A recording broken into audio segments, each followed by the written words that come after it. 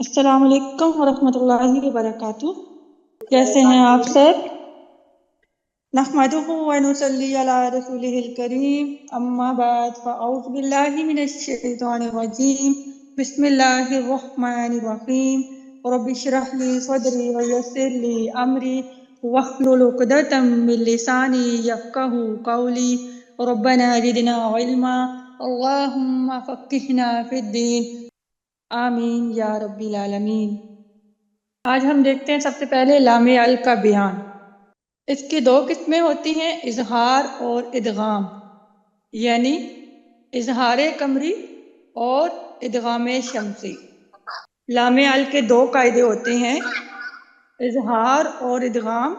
इजहार को कहते हैं इजहार कमरिया या इजहार कमरी, और इदगाम को कहते हैं इदगाम शमसी। सबसे पहले देखते हैं इजहार कमरी क्या होता है। लामे अल, लामे अल आपको पता है, हमजा जबर और आगे लाम साकिन, इसको कहते हैं लामे अल, हमजा जबर लाम अल। इसके बयान के बारे में हम पढ़ेंगे आज इंशाअल्लाह। इसके दो कायदे होते हैं, इजहार कमरी और इदगाम शमसी। सबसे पहले देखते हैं इजहार कमरी। लामे अल का 14 हरूफ में इजहार हुआ है, जिनका मजमुआ है इबगी हज्जक वखफ अकीमा। हा जो है वो भी इंक्लूड है, सिर्फ जब हम मजमुआ पढ़ते हैं तो हम हा को साकिन करके पढ़ते हैं। ठीक है, क्या मजमुआ है? इबगी हज्जक वखफ अकीमा। अगर आपको ये मजमुआ याद करने में मुश्किल दरपेश है तो इसके लिए एक उर्दू का भी मजमुआ है, जिसको कहते हैं हक का खौफ अजब गम है। ये जुमला सब नोट कर लें।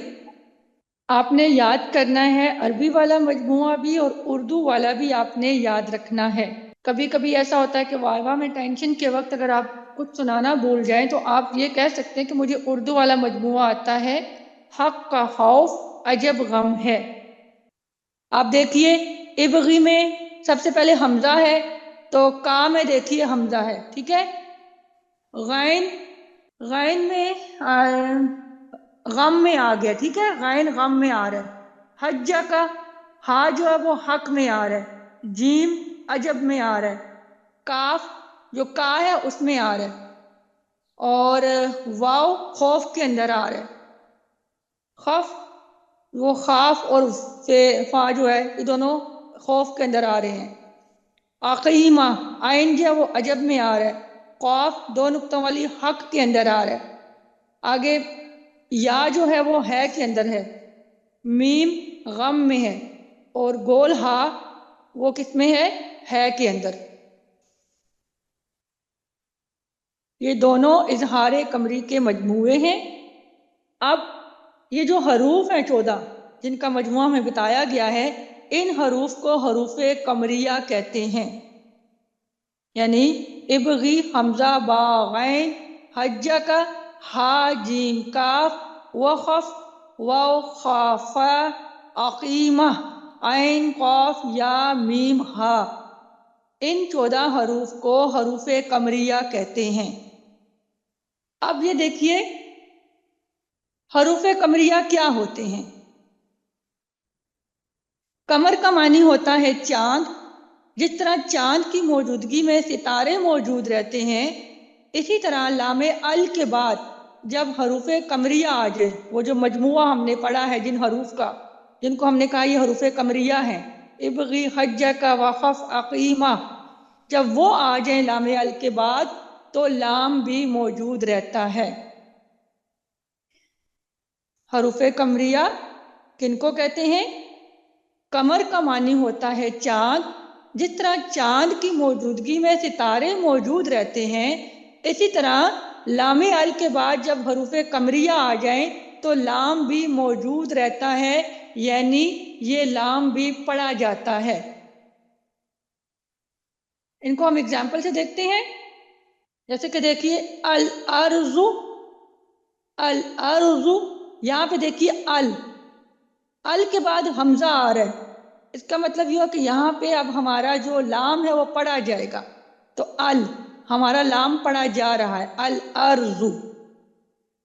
اسی طرح با کو دیکھیے، البلد، پڑھا جا رہا ہے، الغیب، الحج، الجنہ، الکتاب۔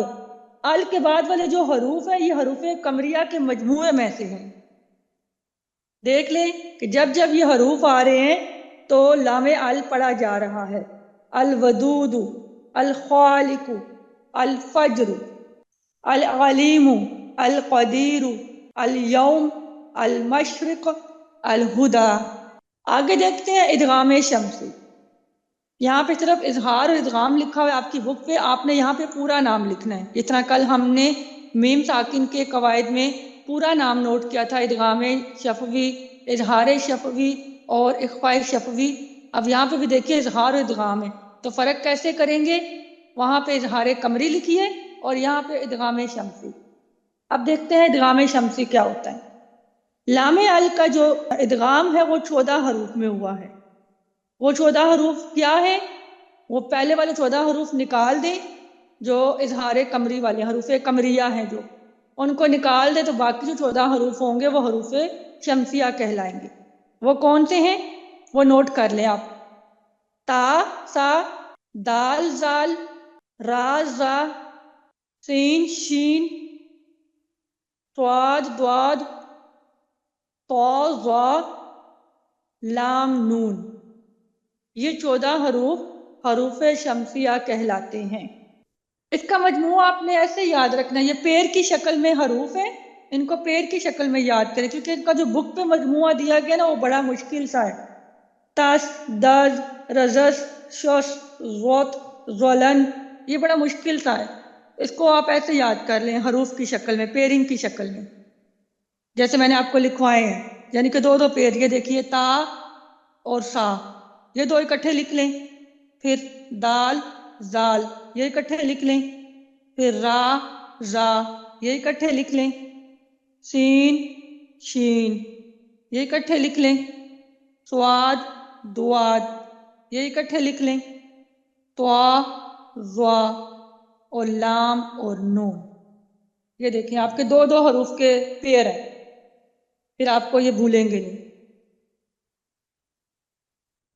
اب حروف شمسیہ کیا ہوتے ہیں؟ شمس کا معنی ہے سورج۔ جس طرح سورج کی موجودگی میں ستارے غائب ہو جاتے ہیں، اسی طرح لام کے بعد حروف شمسیہ آ جائیں تو لام بھی مدغم ہو کر غائب ہو جاتا ہے، یعنی لام پڑھا نہیں جاتا۔ شمس کا معنی ہے سورج۔ جس طرح سورج کی موجودگی میں ستارے غائب ہو جاتے ہیں، اسی طرح جب لام کے بعد حروف شمسیہ آ جائیں تو لام بھی مدغم ہو کر غائب ہو جاتا ہے، یعنی لام بھی پڑھا نہیں جاتا۔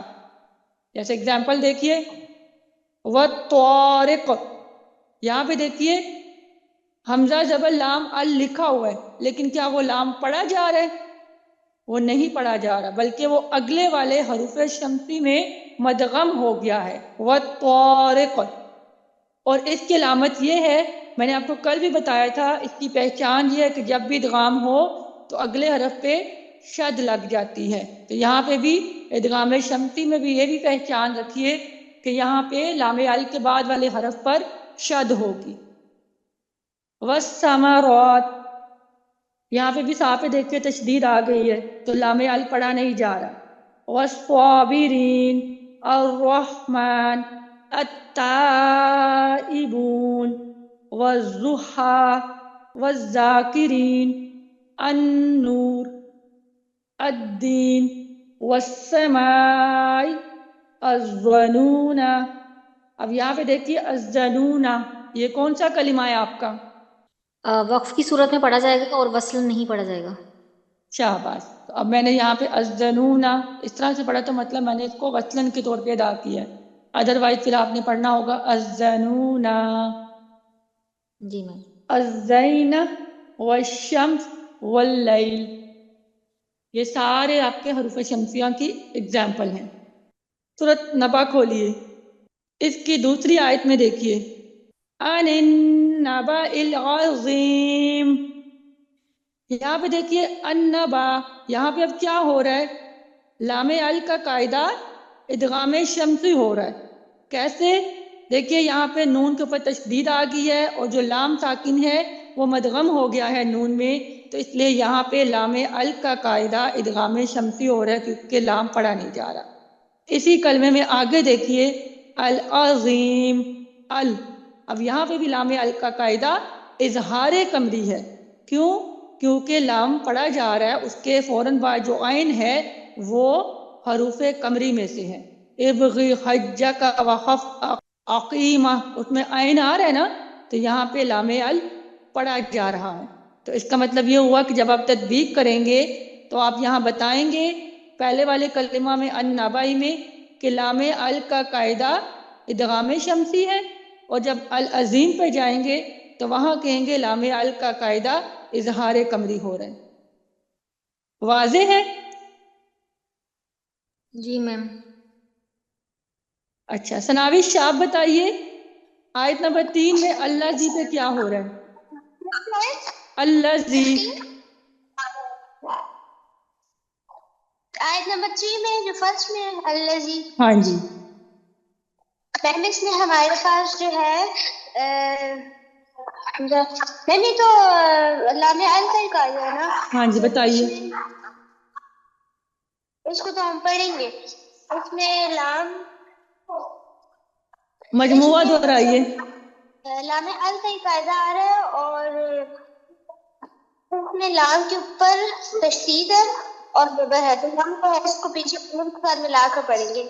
اس میں جو ہے صرف لام ال کا قاعدہ ہی پڑھے، اس میں نہ ادغام کیونکہ جو ہے یہ جو لام ہے یہ تو پھر اس میں ادغام شفوی میں سے آتا ہے، لیکن ہم اس کو پڑھ رہے ہیں تو اس میں لام ال کا قاعدہ ہے. ایسے نہیں بتانا آپ نے، سیدھی سی بات ہے، آپ فوراً سے اپنا مجموعہ ریکال کریں. ابغی حجک وخف عقیمہ، اس میں لام نہیں ہے تو لام دائرہ ادغام شمسی میں آتا ہے، تو یہاں سمپل آپ بتا دیں گے یہاں پہ لام ال کا قاعدہ ادغام شمسی ہو رہا ہے. آپ اتنی ڈیٹیل کیوں بتا رہے ہیں؟ تطبیق میں آئندہ سے آپ نے ڈیٹیل نہیں اتنی بتانی، صرف آپ نے رول بتانے ہیں کہ کیا رول ہو رہا ہے. جب آپ رول بتا دیں گے تو آپ کی میم پھر آپ سے سوال کریں گی کہ آپ کیسے کہہ رہے ہیں کہ یہاں پہ ادغام شمسی ہو رہا ہے، پھر آپ ڈیٹیل بتا سکتی ہیں. ادروائز اب آپ تطبیق کے اندر اتنی ڈیٹیل نہیں بتانی، صرف اور صرف آپ نے اپنے قواعد بتا دینی ہے. میم جی یہاں پہ لام ہے، یہ اس سیکنڈ گروپ میں آ رہا ہے جو ہم نے ابھی پڑھا ہے نا، یعنی کہ ہاں ادغام جی اس میں آ ادغام رہا ہے جو شمسی میں تو میم الليل پڑھا تھا نا آپ نے. جی میم لام تو اس ورڈ میں آ رہا ہے شمسی میں، تو لیکن میم لام جا رہا اس پہ تشدید بھی ہے، تو یہ مجھے بھی سمجھ نہیں آ رہا. دیکھیے یہاں پہ جو لام کے اوپر تشدید کا مطلب یہ ہے کہ یہاں پہ دو ہمارے لام ہیں، ایک لام ساکن حالت میں ہے، ایک لام متحرک حالت میں ہے. اتنا تو پتہ نا آپ کو. پتہ جب ہاں بھی جی. شد ہوتی ہے وہاں پہ دو حروف ہوتے ہیں، سیم لیٹر دو حالتوں میں ہوتے ہیں، ایک ساکن حالت ہوتا ہے پہلا اور دوسرا متحرک ہوتا ہے. اب اللہ زی میں جو لام پڑھا جا رہا ہے وہ پہلے والا نہیں پڑھا جا رہا، وہ متحرک لام پڑھا جا رہا ہے، یعنی لام ساکن نہیں پڑھا جا رہا، لام متحرک زبر والا پڑھا جا رہا. تو اس کا مطلب یہ ہوا کہ لام ساکن دوسرے والے میں لام میں مدغم ہو گیا ہے، غائب ہو گیا ہے، وہ پڑھا نہیں جائے گا. لہٰذا یہاں پہ لام ال کا قاعدہ ادغام شمسی ہو رہا ہے. ٹھیک ہے میم، سمجھ آ گئی میم، جزاک اللہ خیر. الحمدللہ. آگے دیکھیے آیت نمبر 6 میں مجھے سمرا کا نام شو ہو رہا ہے. سمرا جی میم. یہ بتائیے مجھے آیت نمبر 6 میں کون سا قاعدہ ہو رہا ہے، کون سے کلمہ پہ نج ال کے بعد کون سا قاعدہ آ رہا ہے؟ آیت نمبر 6 نجعل الارض،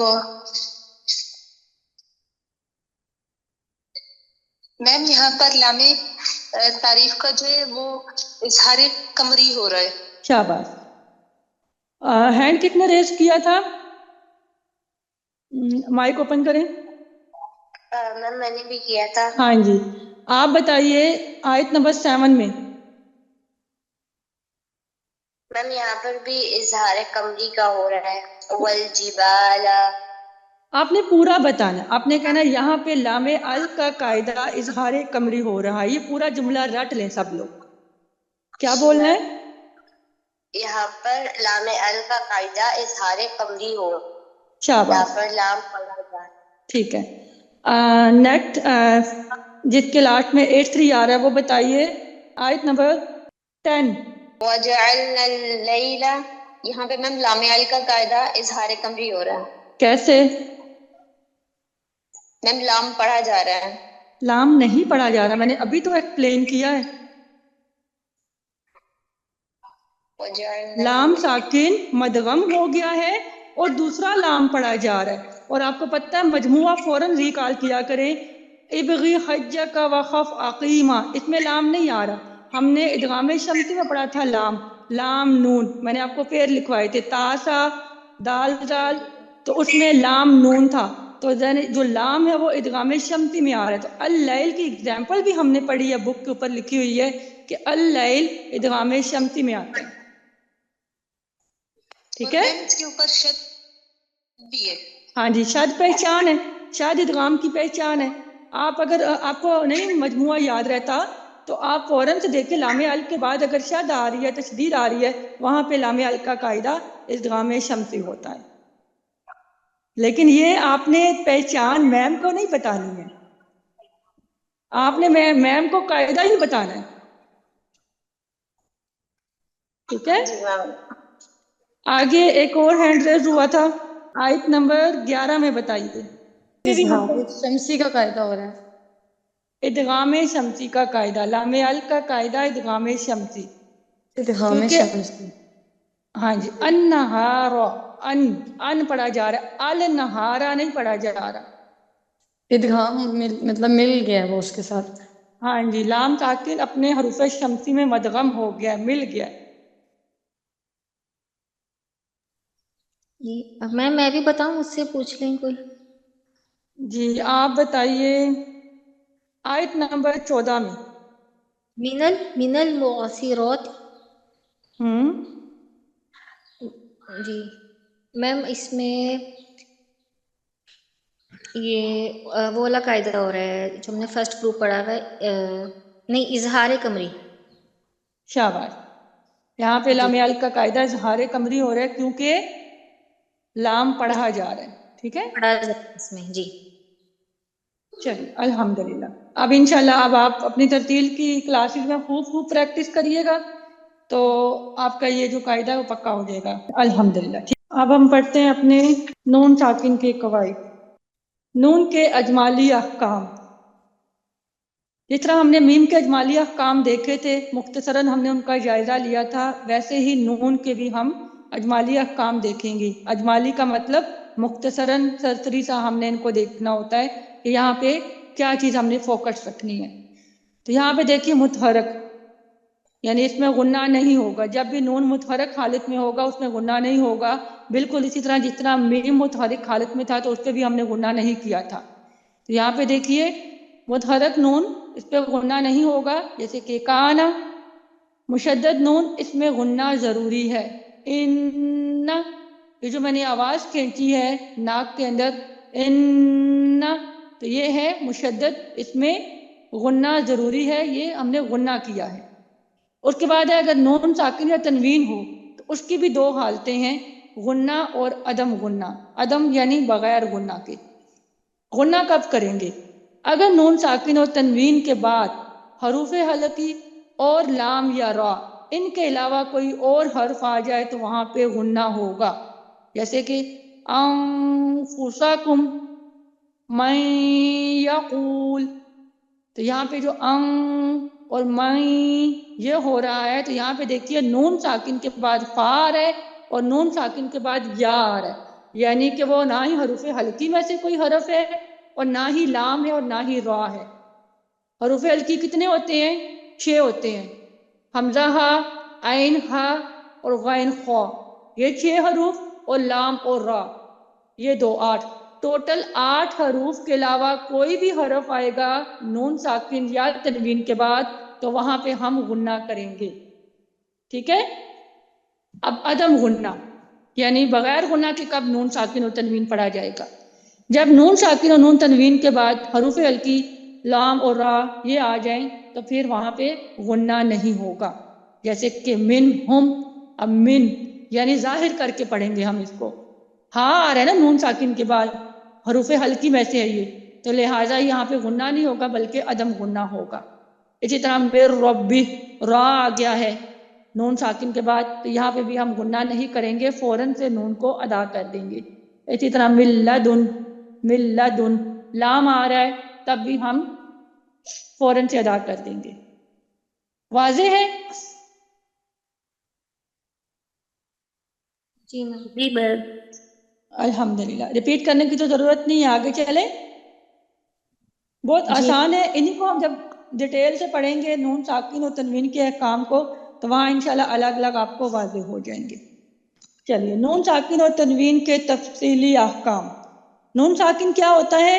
کہ جس پر کوئی حرکت نہ ہو، یعنی جزم ہو، ساکن ہو.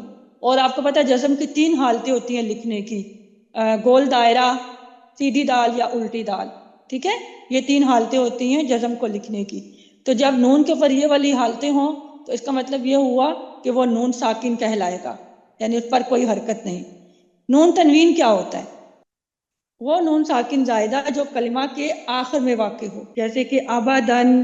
اب دن دیکھیے یہاں پہ نون ساکن ہے، آواز آ رہی ہے جو ایک زائد نون ہے اور کلمہ کی آخر پہ آ رہی ہے، اسے کہتے ہیں نون تنوین. اب نون ساکن اور تنوین میں کیا فرق ہے؟ کہ نون ساکن لکھا ہوتا ہے جبکہ نون تنوین لکھا نہیں ہوتا. یہ پہلا فرق ہے. سب کو پتا ہے کہ نون ساکن لکھا ہوا ہے لیکن نون تنوین لکھا نہیں ہوتا. اس کے بعد نون ساکن اسم، فعل اور حرف میں آتا ہے. یہ گرامر کی ٹرمنالوجیز ہیں کہ اسم یعنی کوئی نام، فعل یعنی کوئی کام، اور حرف یعنی کہ کوئی بھی حرف اس میں آتا ہے، جبکہ نون تنوین صرف اسم میں آتا ہے. جیسے کہ اللہ تعالیٰ کے نام ہیں سمیع، عزیز، تو اسم میں صرف تنوین، نون تنوین آتا ہے. اس کے بعد نون ساکن کلمہ کے آخر و درمیان میں بھی آتا ہے، جیسے کہ ہم نے پڑھی ہے اگزامپل منہم. یہاں پہ دیکھیے انعمتا، تو یہاں پہ نون ساکن کلمہ کے درمیان میں بھی آ رہا ہے اور اسی طرح آخر میں بھی آتا ہے، جبکہ نون تنوین ہمیشہ کلمہ کے آخر میں آتا ہے. جیسے کہ ابدن، سمیع، یہ سارے آخر میں نون تنوین آ رہے ہیں. اب نون ساکن کو وقفاً وصلاً پڑھا جاتا ہے جبکہ نون تنوین کو صرف وصلاً پڑھا جائے گا. نون ساکن کیونکہ کلمہ کے اندر بھی ہوتا ہے، آخر میں بھی ہوتا ہے، منکم، تو یہ پڑھا جا رہا ہے وصلاً بھی اور وقفاً بھی. لیکن نون تنوین صرف وصلاً پڑھا جائے گا، جیسے کہ سمیع، ابدن. اب یہ اس کے آگے حرف آ رہے ہیں تو ہم یہ ملا کے پڑھیں گے. جو ہی ہم اس پہ وقف کریں گے تو نون تنوین پڑھا نہیں جائے گا. جیسے کہ ابدن کو وقف کر دیں تو ابدا یہ پڑھا جائے گا. مطلب یہاں پہ ہماری نون تنوین وقف کی حالت میں نہیں پڑھا جائے گا، یہ صرف وصلاً پڑھا جاتا ہے. آگے دیکھتے ہیں احکام نون ساکن اور تنوین. اس کے 4 احکام ہیں: اظہار یعنی اظہار حلقی، ادغام، اس کے بعد اقلاب اور اخفاء حقیقی. یہ 4 ہمارے قواعد ہیں. میم ساکن کے صرف 3 قواعد ہیں: ادغام شفوی، اخفاء شفوی اور اظہار شفوی. اس میں اقلاب کا قاعدہ نہیں آئے گا. نون ساکن اور نون تنوین کے قاعدوں میں اقلاب کا قاعدہ آتا ہے، یہ آپ نے فرق یاد رکھنا ہے. باقی تینوں رول جو ہیں میم میں بھی آتے ہیں لیکن صرف یہ ہے کہ وہاں پہ شفوی لگایا جاتا ہے. اور یہاں پہ اظہار کے ساتھ اظہار حلقی لکھیے اور اخفاء کے ساتھ اخفاء حقیقی لکھیے. ادغام ادغام ہی ہوتا ہے اور اقلاب بھی ہوتا ہے. ٹھیک ہے، اب ہم ان کو 1 بائی 1 پڑھیں گے. سب سے پہلے ہے اظہار حلقی. اظہار آپ کو پتہ ہے کہ ظاہر کر کے پڑھنا اس کو کہتے ہیں. اصطلاحی معنی کیا ہے؟ کہ نون کو اس کے مخرج سے بغیر غنہ کے تمام صفات کے ساتھ ادا کرنا. یعنی اس میں ہم نے کوئی غنہ نہیں کرنا، ظاہر کر کے پڑھ رہے ہیں نا، فوراً سے پڑھ رہے ہیں. جیسے کہ ہم نے اظہار شفوی میں میم کو بغیر غنہ کے ادا کیا تھا، اس کو بھی اظہار شفوی کہتے ہیں. تو نون کا جو ہے اظہار حلقی، اس کو کیا کہیں گے؟ اظہار حلقی۔ اس میں بھی ہم نون کو اس کے مخرج سے بغیر غنہ کے تمام صفات کے ساتھ ادا کریں گے۔ قاعدہ کیا ہے؟ نون ساکن یا نون تنوین کے بعد حروف حلقی میں سے کوئی حرف آ جائے تو اس کو اظہار حلقی کہتے ہیں، وہاں پہ اظہار حلقی کیا جائے گا۔ اسی لیے اس اظہار کا نام اظہار حلقی ہے، کیونکہ نون ساکن اور نون تنوین کے بعد حروف حلقی ہم دیکھتے ہیں۔ جب بھی نون ساکن اور نون تنوین کے بعد حروف حلقی آئیں گے تو وہاں جو قاعدہ ہوگا اس کو اظہار حلقی کہتے ہیں۔ حروف حلقی 6 ہوتے ہیں: حمزہ ہا، عین ہا اور غین خا۔ یہ آپ اپنے مخارج میں پڑھ چکے ہیں۔ اب یہاں پہ اگزامپل دیکھتے ہیں۔ وَيَنْعَوْنَ، یہاں پہ دیکھیے نون ساکن کے فوراً بعد حمزہ آ رہا ہے، تو یہاں پہ نون کو آپ ظاہر کر کے پڑھ رہے ہیں، یعنی کہ یہاں پہ اب کیا قاعدہ ہوگا؟ اظہار حلقی۔ وَيَنْهَوْنَ، نون ساکن کے بعد ہا آ رہا ہے، یہاں پہ بھی اظہار حلقی۔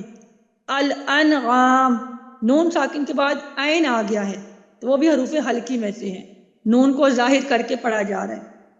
فَسَيُنْغِضُونَ، تو یہاں پہ دیکھیے یون، نون ساکن کے بعد غین آ رہا ہے، یہ بھی حروف حلقی میں سے ہے، تو یہاں پہ اظہار حلقی ہو رہا ہے۔ اور خا، والمنخنقہ، تو نون ساکن کے بعد خا آ رہا ہے تو یہاں پہ بھی اظہار حلقی ہوگا۔ آگے 2 کلموں کی بھی مثال دی ہے کہ من آتا، کئی دفعہ ایسا ہوتا ہے کہ نون ساکن کے بعد جو حروف حلقی ہے وہ اگلے کلمے میں آ رہے ہوتے ہیں، تب بھی وہاں پہ آپ نے اظہار حلقی ہی کرنا ہے۔ یہاں پہ دیکھیں نون ساکن کے بعد حمزہ دوسرے کلمے میں ہے، من ہاجرہ، نون ساکن کے بعد ہا اگلے کلمے میں ہے، من علم، من حاد اللہ، اس میں ہا اگلے کلمے میں ہے، من غسلین، غین اگلے کلمے میں ہے، اور من خاشیہ، خا اگلے کلمے میں ہے۔ واضح ہے؟ اگزامپل سے سمجھ آ رہی ہے آپ کو؟ جی میم، آگے دیکھیے، سمجھ آ گئی۔ الحمدللہ۔ تنوین کی بھی اگزامپل ہم نے کہا تھا نا کہ نون ساکن اور نون تنوین کے بعد، یعنی نون ساکن بھی ہو سکتا ہے، نون تنوین بھی ہو سکتا ہے، ان کے بعد جب حروف حلقی آئیں گے تو وہاں پہ اظہار حلقی ہوگا۔ تو یہاں پہ دیکھیے تنوین کی بھی مثالیں دی ہوئی ہیں۔ کتابن، یہ تنوین ہے، تنوین آپ کو پتا ہے 2 زبر 2 زیر 2 پیش کو کہتے ہیں تنوین۔ کتابن، اس کے فوراً بعد حمزہ آ رہا ہے تو اس کا مطلب یہ ہوا کہ یہاں پہ بھی اظہار حلقی کا قاعدہ ہوگا۔ فریقن ہدا، قن 2 زبر کی تنوین ہے، اس کے فوراً بعد ہا آ رہا ہے، یہ بھی حروف حلقی میں سے ہے، تو یہاں پہ کون سا قاعدہ ہوگا؟ اظہار حلقی۔ سمیع علیم، 2 پیش کے بعد عین آ رہا ہے، عزیز حکیم، 2 پیش کے بعد ہا آ رہا ہے، اور قولا غیر، 2 زبر کی تنوین کے بعد غین، اور لطیف خبیر، 2 پیش کے بعد خا آ رہا ہے، تو یہاں پہ ہم ان کی آوازوں کو ظاہر کر کے پڑھیں گے۔ نون ساکن اور نون تنوین کی آواز کو ظاہر کر رہے ہیں، کوئی غنہ نہیں کر رہے، تو اس کو کہتے ہیں اظہار حلقی۔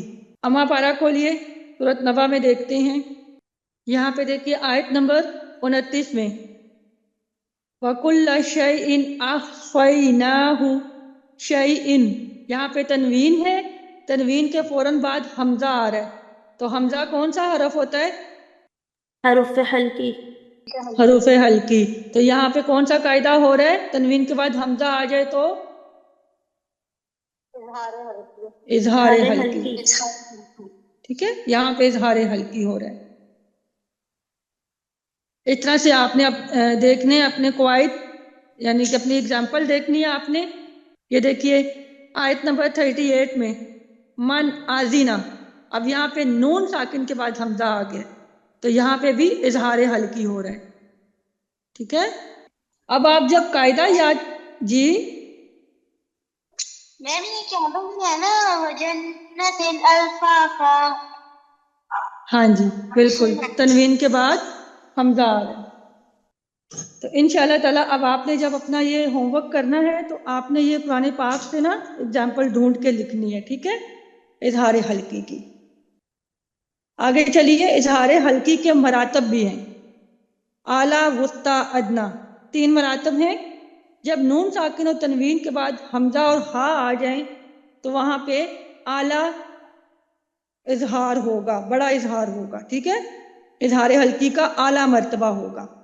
وسطی یعنی درمیانہ، جب نون ساکن اور تنوین کے بعد عین اور ہا آ جائیں تو وہاں پہ وسطی مرتبہ ہوگا، اور ادنا جب نون ساکن اور تنوین کے بعد غین اور خا آ جائیں تو وہاں پہ چھوٹا یعنی ادنا مرتبہ ہوگا۔ یہ لیول ہیں، جس طرح آپ نے کلکلہ کے مراتب پڑھے تھے نا، تو یہاں پہ اظہار حلقی کے بھی مراتب ہیں، اور وہ اسی ترتیب سے آ رہے ہیں جس طرح سے آپ نے وہ اقصی حلق، وسطی حلق اور ادنی حلق پڑھے ہیں، تو انہی کی ترتیب کے ساتھ ہی وہاں پہ اظہار کے مراتب ہیں۔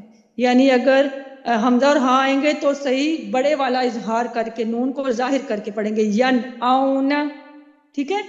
جب عین اور ہاں آئیں گے تو وسطی درمیانہ ہوگا، جیسے کہ الانعام، یہاں پہ تھوڑا لیول کم ہو گیا ہے، اور سب سے چھوٹا لیول کس میں ہوگا؟ جب غین اور خا ہوں گے، جیسے کہ فَسَيُنْغِضُونَ، یہاں پہ نون کا جو ہے وہ اظہار سب سے کم ہو رہا ہے۔ یہ لیول ہیں اظہار حلقی کے۔ آپ جس ترتیب سے حروف حلقی کے جو مخارج ہے یاد کیے ہوئے نا آپ نے، اقصی حلق، وسطی حلق، ادنی حلق اور ان کے حروف، اسی ترتیب سے آپ نے ان کو لیول میں رکھ دینا ہے۔ تو اقصی حلق کا جو لیول ہوگا وہ ہوگا اعلیٰ، اس کے بعد جو وسطی حلق کا ہوگا حروف کا وہ وسطی، اور جو ادنی حلق کے حروف کا ہوگا لیول وہ ادنا ہوگا۔ واضح ہے؟ جی میم۔ الحمدللہ۔ آگے دیکھتے ہیں ادغام۔ ادغام کا مطلب ہوتا ہے کہ ایک چیز کو دوسری چیز میں داخل کرنا، جیسے کہ داخل کرنا، ملانا، ہم کل پڑھ چکے ہیں۔ مدغم کو مدغم فی میں اس طرح سے داخل کرنا کہ دونوں ایک ساتھ مشدد ادا ہوں، یہ اصطلاحی معنی ہیں۔ قاعدہ کیا ہے؟ نون ساکن یا تنوین کے بعد حروف یرملون میں سے کوئی حرف آ جائے تو ادغام ہوگا۔ یرملون حروف کا مجموعہ ہے، یہ 6 حروف ہیں، یا، را، میم، لام، واو، نون۔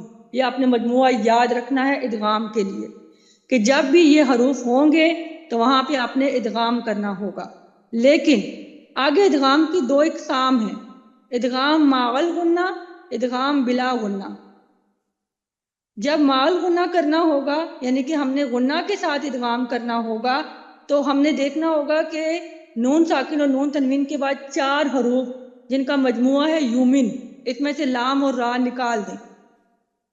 اگر نون ساکن اور نون تنوین کے بعد یومن آ جائیں، یعنی یہ 4 حروف آ جائیں، یا، واو، میم، نون، تو وہاں پہ جو ادغام ہوگا وہ غنہ کے ساتھ ہوگا، اس کو کہتے ہیں ادغام مع الغنہ۔ جیسے کہ دیکھیے من یؤمن، من، اب یہاں پہ میں نے غنہ کیا ہے، اگر میں ایسے پڑھوں گی من یؤمن تو یہاں پہ غنہ ڈراپ ہو جائے گا جو کہ غلط ہوگا۔ تو آپ نے یاد رکھنا ہے نون ساکن کے بعد یا، واو، میم اور نون، یہ چاروں حروف میں سے کوئی حرف آئے گا تو وہاں پہ آپ نے ادغام کو غنہ کے ساتھ ادا کرنا ہے۔ میوال، ممال، من نشاء، ٹھیک ہے، یومین والے حروف ہیں۔ آگے دیکھتے ہیں ادغام بلا غنہ۔ اس میں نے آپ کو بتایا تھا کہ یرملون میں سے لام اور را نکال دیں، تو بلا غنہ کہاں پہ ہوگا؟ جب لام اور را آئے گا، یعنی ہم نے نون ساکن اور تنوین کے بعد دیکھنا ہے اگر لام اور را آ رہے ہیں تو وہاں پہ ہم غنہ نہیں کریں گے، ادغام تو ہوگا، تشدید تو ہوگی، لیکن وہاں غنہ کے بغیر ادغام ہوگا۔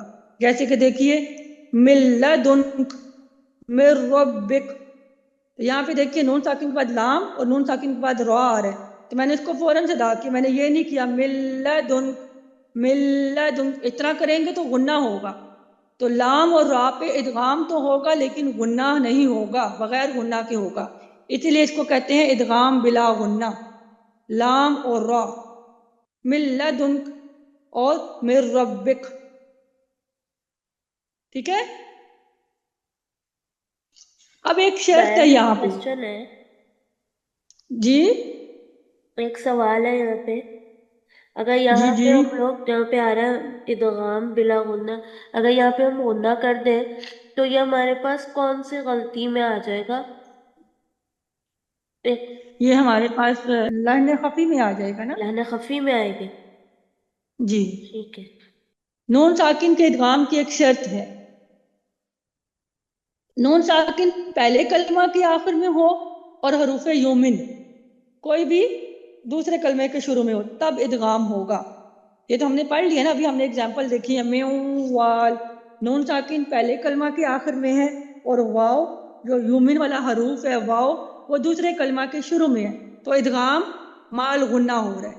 لیکن اگر ایسا ہو کہ دونوں ایک ہی کلمہ میں آ جائیں, نون ساکن بھی ایک ہی کلمہ کے اندر اور یومن والے حروف یا واو میم نون یہ بھی ایک ہی کلمہ میں آ جائیں, تو وہاں پہ اظہار مطلق ہوگا, وہاں پہ غنہ نہیں ہو. ادغام تو ہوگا لیکن یہ ایکسیپشنل کیس ہے, اس کو اظہار مطلق کہیں گے. اور یہ قرآن پاک میں صرف 4 ہی مثالیں ہیں.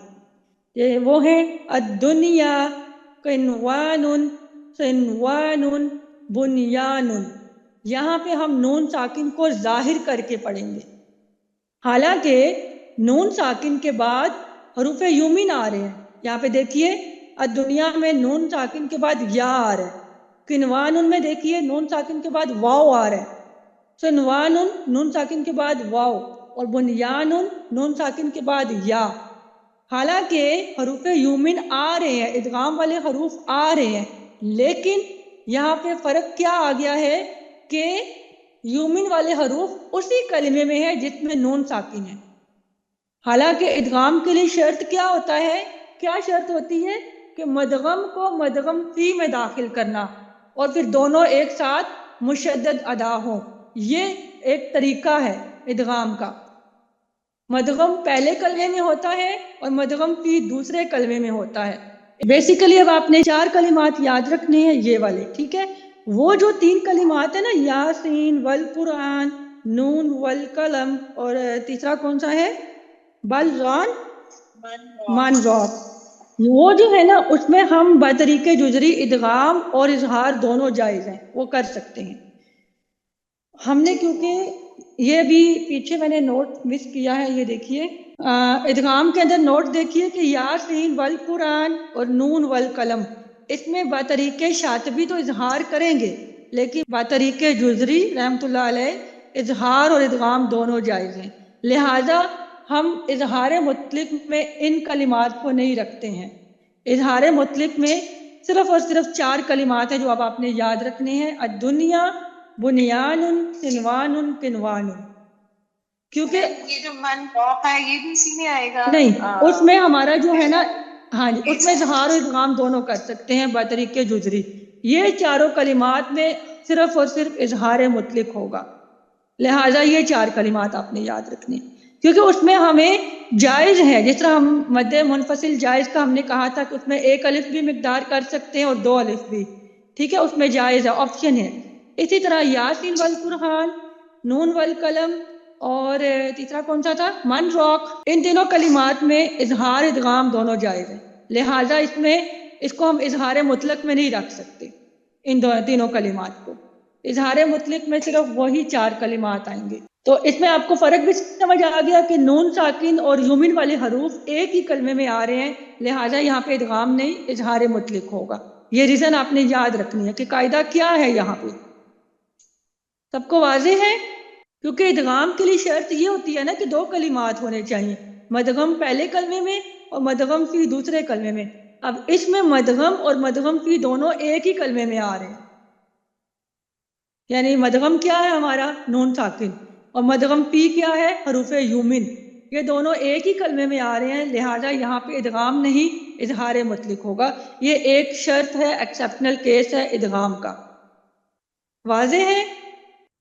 جی میم. جی ہے. الحمدللہ. آگے دیکھتے ہیں اقلاب. اقلاب کا معنی ہوتا ہے بدلنا. اس کی ڈیفینیشن بہت پیاری ہے, آپ نے بیسک قواعد میں پڑھی ہے. کہ کون سنائے گا رحمان کے حوالے سے؟ رحمان ہر دل کو بدلتے رہتے ہیں, کبھی گمراہی کی طرف اور کبھی ہدایت کی طرف. جی. اس طرح جو اقلاب ہے وہ قلب سے نکلا ہے. قلب یعنی دل, ٹھیک ہے. جس طرح ہمارے دل کی حالت بدلتی رہتی ہے, رحمان اس کو الٹ پلٹ کرتے رہتے ہیں. کبھی ہمارا ایمان کا لیول بہت بڑھ جاتا ہے, کبھی ڈاؤن ہو جاتا ہے. تو وہ کیا ہوتا ہے, کیونکہ ہمارا جو دل ہے وہ رحمان کی دونوں انگلیوں کے درمیان میں ہوتا ہے, اس لیے رحمان بدلتے رہتے ہیں, اس کو حالت ہمارے دل کی بدلتی رہتی ہے. اسی طرح اقلاب جو وہ قلب سے نکلنا ہے, جس کا مطلب ہوتا ہے بدلنا. یعنی نون ساکن اور نون تنوین کو جو میم سے بدل کر غنہ اور اخفا کے ساتھ ہم ادا کریں گے اس کو کہتے ہیں اقلاب.